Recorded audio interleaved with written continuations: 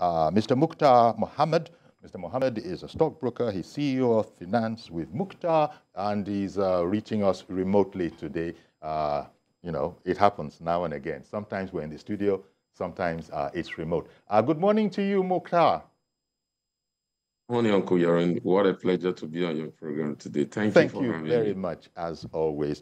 You're on the program with Tunde Olatunji, finance and economic experts in the studio here.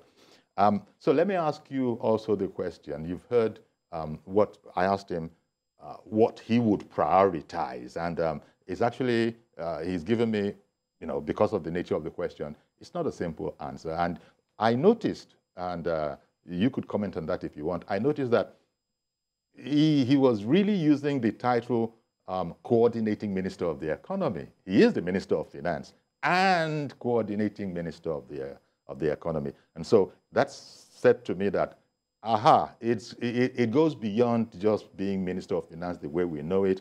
So with that kind of a backdrop, if you agree, then what would you prioritize?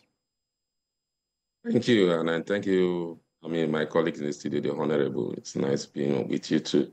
Well, this is the second time I think we are having an Honorable Minister of Finance and Coordinating Minister of the Economy. I mean, when it last happened, we saw how economy move, even if some people will say it moved slowly, but there was coordination, especially when you remember some of these stories that were flying around then.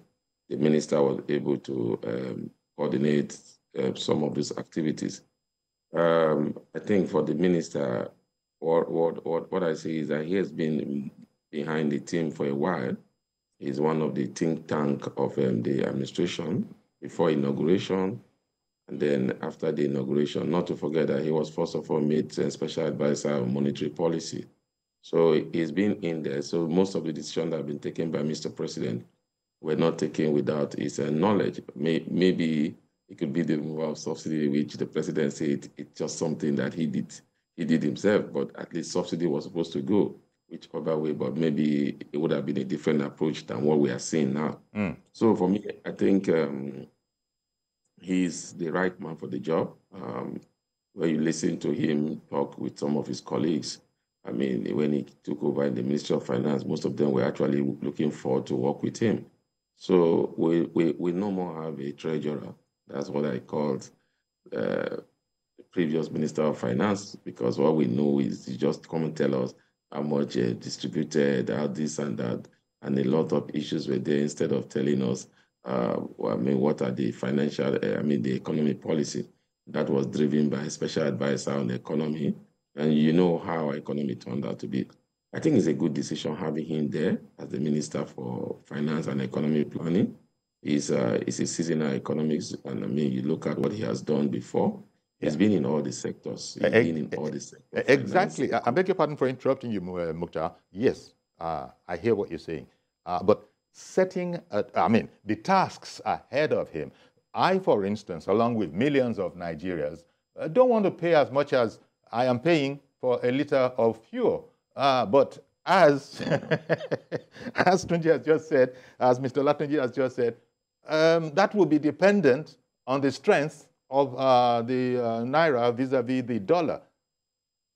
Mukuyori, when you talk about the naira to the dollar, we need to be very, very patient.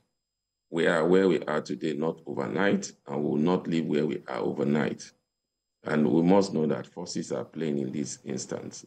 Despite the forces of demand and supply that everybody is saying, there's also the forces that don't want this policy to work in terms that they've enjoyed it. So definitely, those are the speculators. So when you look at that, the major challenge with the current policy is in the area of supply, not giving demand, because demand will always be there. The supply side, and what are we supposed to do? When you look at supply, there are four major areas that we earn supply. We look at from Nigeria and the diaspora. We look at our sale of our crude oil.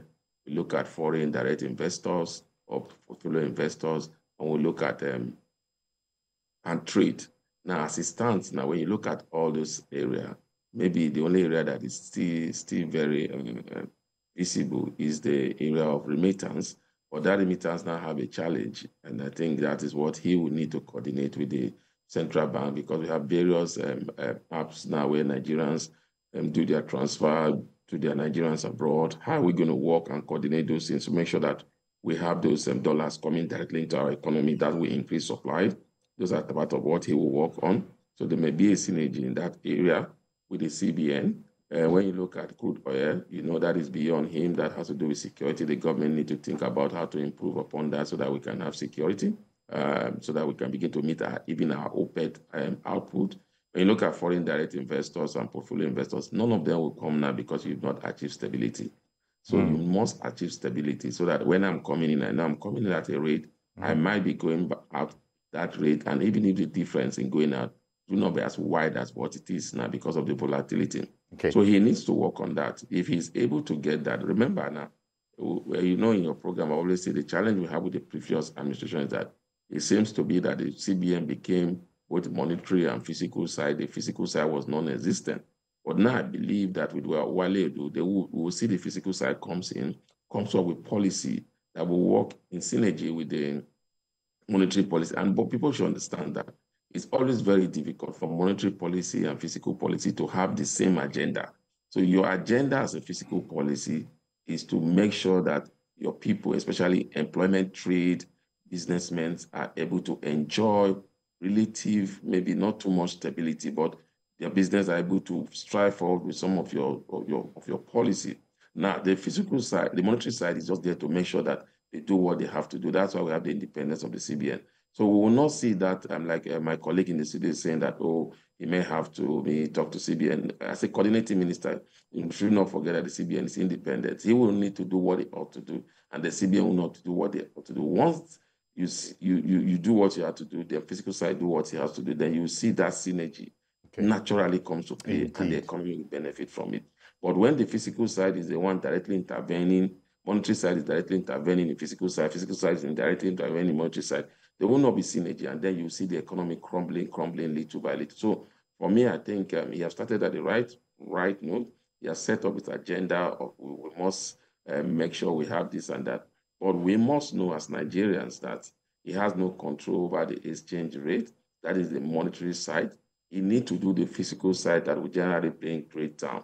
And when you talk about physical side, what are those things he needs to do? He needs to look at the cost of doing business. He needs to begin to talk about how he can rejig the economy, because we are not having the type of investors we want to have that will come there to stay. And those things are not something that he will just achieve overnight. All right. There will be a lot of policy and sometimes a lot of suffering. Thank you very much, Mukhtar.